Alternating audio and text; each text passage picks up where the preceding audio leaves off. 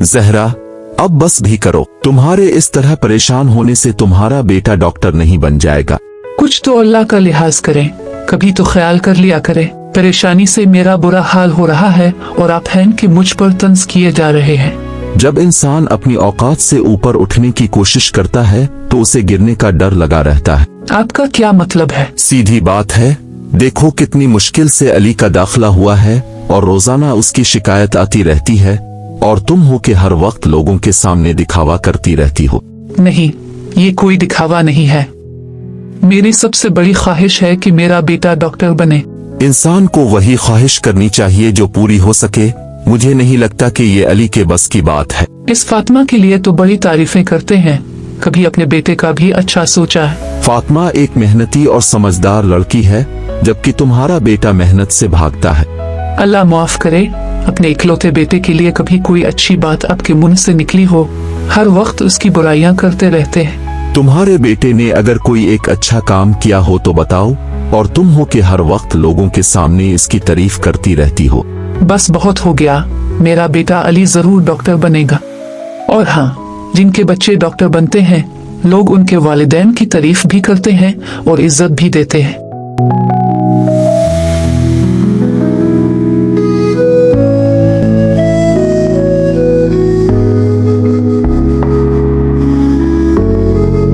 सुनाओ, तुम्हारा रिजल्ट आया या नहीं?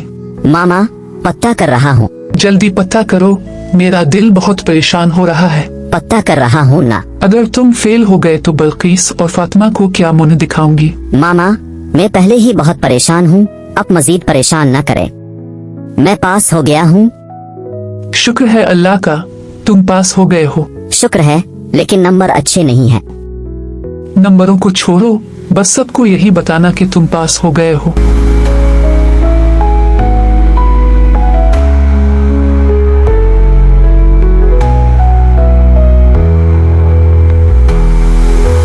अस्सलाम अलैकुम अब्बा जी, आपका पोता बहुत अच्छे नंबरों से पास हुआ है, मुबारक हो। शुक्र है, दोनों बच्चे पास हो गए। हाँ जी, फातिमा तो बस पास ही हुई है, लेकिन मेरा बेटा बहुत मेहनती है और बहुत अच्छे नंबरों से पास हुआ है। ताई जान, मैं भी बहुत अच्छे नंबरों से पास हुई हूँ। अच्छा, तुम्हारी क्या परसेंटेज आई है? 81% आए हैं। अच्छी बात है, मगर मेरे बेटे की तो 85% आई है, और अली के अबू बहुत कुछ करने वाले हैं, और हम अली का मेडिकल में दाखिला करवाने का सोच रहे हैं। माशाअल्लाह, फातिमा भी मेडिकल के दाखिला टेस्ट दे रही है। इस पर इतना खर्चा करने की क्या जरूरत है? हाँ भाभी, कुछ न कुछ हो ही जाएगा, अल्लाह मालिक है। अरे बल्कीस, अब्बा जी तो सिर्फ अपनी पोती मरियम का दिल रखने के लिए कह रहे हैं, तुम तो कुछ ख्याल करो। जरूरी तो नहीं कि हर कोई डॉक्टर बने। मैं अभी जिंदा हूँ, कुछ न कुछ हो जाएगा। अब्बा जी, मैं बस इतना कह रही हूँ कि लड़की है, इतना खर्चा करके भी आखिर उसने पराए घर ही जाना है। कैसी बातें कर रही हो बहू? बेटी, तुम अच्छी सी चाय बना कर ला। अली, हमने तुम्हारी पढ़ाई पर बहुत ज्यादा पैसा लगाया है, और तुम्हारे इतने नंबर हैं कि तुम्हें मेडिकल में पूरे शहर में दाखिला नहीं मिलेगा, जबकि फातिमा को हर कॉलेज में दाखिला मिल जाएगा। मामा, आपको ही सरकारी कॉलेज पसंद नहीं है। अब मेरी बात को समझी, मुझसे नहीं होगा, मेडिकल में मेरी दिलचस्पी नहीं है। एक बात अपने दिमाग में बिठा लो कि डॉक्टर तो तुम्हें हर हाल में बनना पड़ेगा। मैं नहीं चाहती कि इस खानदान में मेरे बेटे से आगे कोई हो। मुझे नहीं पता, कुछ भी हो, मेरे बेटे का दाखिला हर हाल में होना चाहिए। जितने पैसे लगते हैं इनमें लगाने के लिए तैयार हूँ। तुम्हारा नालायक बेटा दाखिला टेस्ट में फेल हो गया है, अब पैसे लगाकर उसका दाखिला करवाना पड़ेगा। अच्छा, मगर वो तो कह रहा था कि एंट्री टेस्ट के अभी नताइज ही नहीं आए। बस एक दफा वो मेडिकल कॉलेज में दाखिल हो जाए, फिर तो पक्का डॉक्टर बनकर ही निकलेगा। अच्छा, मैं आपके लिए चाय बनाकर लाती हूँ।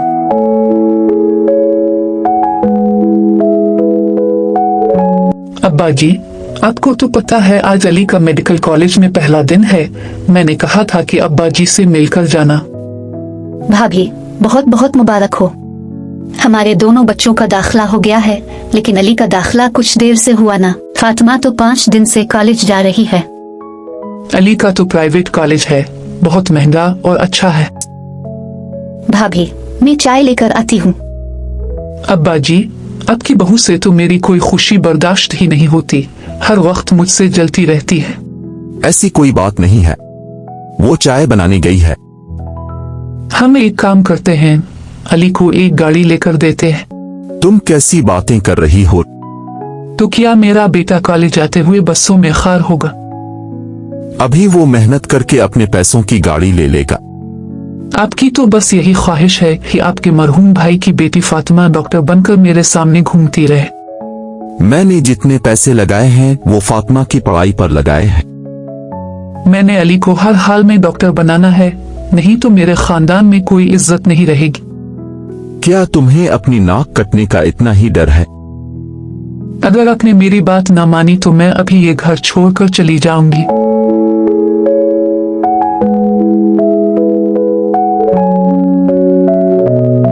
बहुत ही जाहिल औरत हो, अपने साथ साथ अली की जिंदगी भी खराब करती जा रही हो।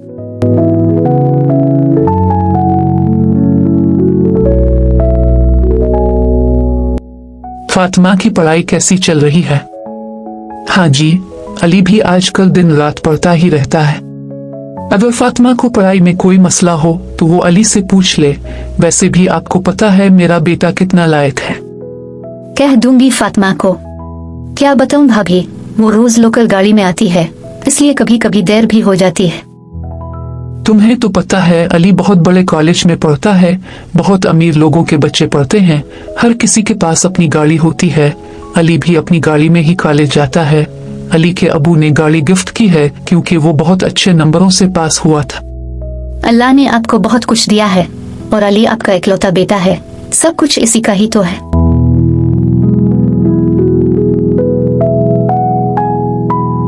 क्या हुआ है भाई, इतने परेशान क्यों हो और तुम्हारा रंग क्यों आड़ा हुआ है? तुम लोग रोजाना कॉलेज से मुझे इस जगह पर लेकर जाते हो। कॉलेज की छुट्टियां बहुत हो गई हैं, अगर घर पर पता चल गया तो बहुत मुश्किल हो जाएगी। अगर किसी ने यहाँ देख लिया तो मेरा काम तमाम हो जाएगा। तुम्हारे पापा को कैसे पता चलेगा कि तुम कॉलेज नहीं गए?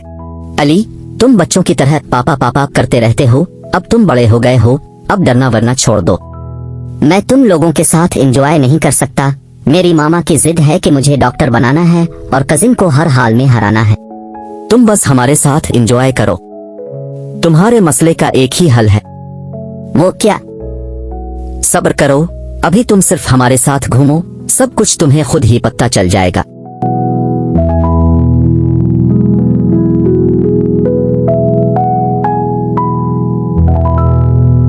बताओ, तुम्हारा बेटा डिग्री के लिए मेहनत कर रहा है या सिर्फ हमारे पैसे जाय करेगा? अगर इस बार वो अच्छे नंबर नहीं लाया तो मैं उस पर एक पैसा भी नहीं लगाऊंगा, फिर मेरी तरफ से भाव में जाए। आप टेंशन ना लें, अली वक्त पर कॉलेज जाता है और वापस आकर अपने कमरे में सारी सारी रात पढ़ता रहता है। बस जल्द ही वो डॉक्टर बन जाएगा, आप फिक्र ना करें। तुमने पहले भी यही कहा था, लेकिन बाद में इसे दाखिला ही नहीं मिल रहा था। नहीं नहीं, ऐसा कुछ नहीं होगा। जब रिजल्ट आएगा तो आपको सुकून मिल जाएगा। अल्लाह बेहतर करे, मैं अब चलता हूँ। पैसे देकर दाखिला करवाया है तो पैसे देकर पास भी करवाया जा सकता है, आखिर मेरी इज्जत का सवाल है।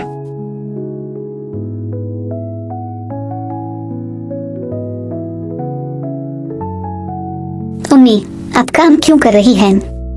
आपकी तो तबीयत खराब है। नहीं, मैं खुद कर लूंगी।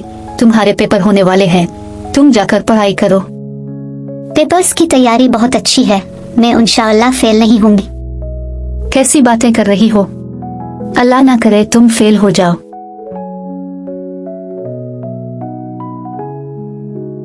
तुम और अली जल्दी से डॉक्टर बन जाओ, फिर तुम दोनों ने मेरी बीमारी का इलाज भी करना है। ये अली आजकल नजर नहीं आ रहा, हर वक्त घर से बाहर रहता है। भाभी बता रही थी कि अली हर वक्त कमरे में पढ़ाई करता रहता है। अल्लाह इसे कामयाब करे।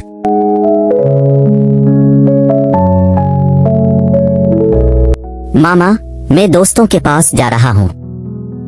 हर रोज कहाँ चले जाते हो? मैं रोज रोज झूठ बोल बोल कर तंग आ गई हूँ कि अली कमरा बंद करके अंदर पढ़ रहा है। पेपर होने वाले हैं, इसलिए दोस्तों के साथ ग्रुप स्टडी कर रहा हूँ। मामा, अब पापा को ना बताना, पापा को मेरा दोस्तों के साथ बैठना पसंद नहीं है। अच्छा जाओ, जल्दी आ जाना। अच्छा मामा, मुझे 30,000 रुपए मिलेंगे। 30,000 अभी? 2 दिन पहले तो 20,000 दिए थे। मेडिकल कर रहा हूँ मामा, कॉलेज में खर्चा तो होता रहता है। फातिमा भी तो मेडिकल कर रही है, इसे तो पैसे नहीं चाहिए होते, बस तुम्हें ही हर दिन पैसों की जरूरत होती है। मैं प्राइवेट कर रहा हूँ और वो तो सरकारी में कर रही है। अच्छा ठीक है, पैसे देती हूँ, बस फातिमा से ज्यादा नंबर लेकर आना।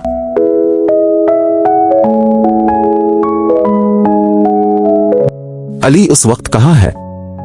वो तो दोस्तों के साथ है और पढ़ रहा है।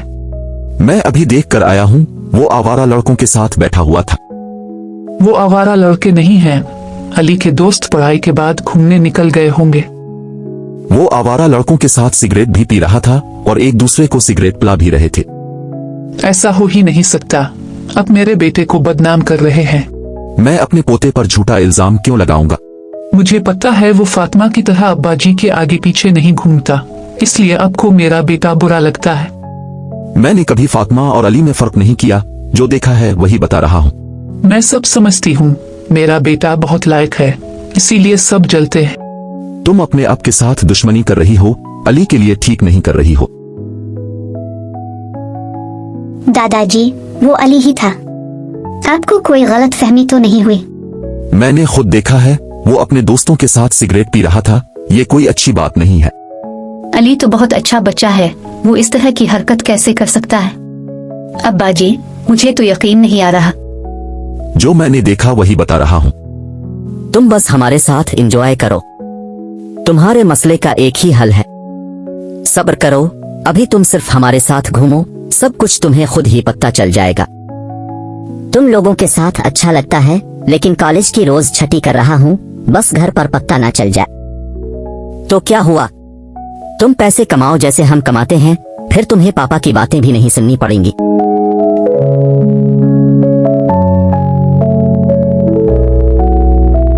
वो अभी तक घर नहीं आया, बहुत देर हो गई है, दोस्तों के साथ पढ़ने के लिए गया था। इसे फोन करो, इसके दोस्तों से पता करो। इसका फोन बंद है, इसके दोस्तों का नंबर भी मेरे पास नहीं है।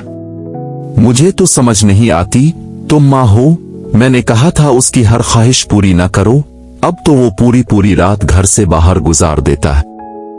वो तो सिर्फ पढ़ने के लिए जाता है और जल्दी घर वापस आ जाता है, बस आज ही नहीं आया।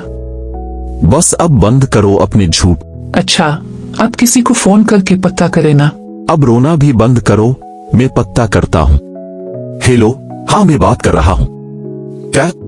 मेरा बेटा थाने में है? ठीक है।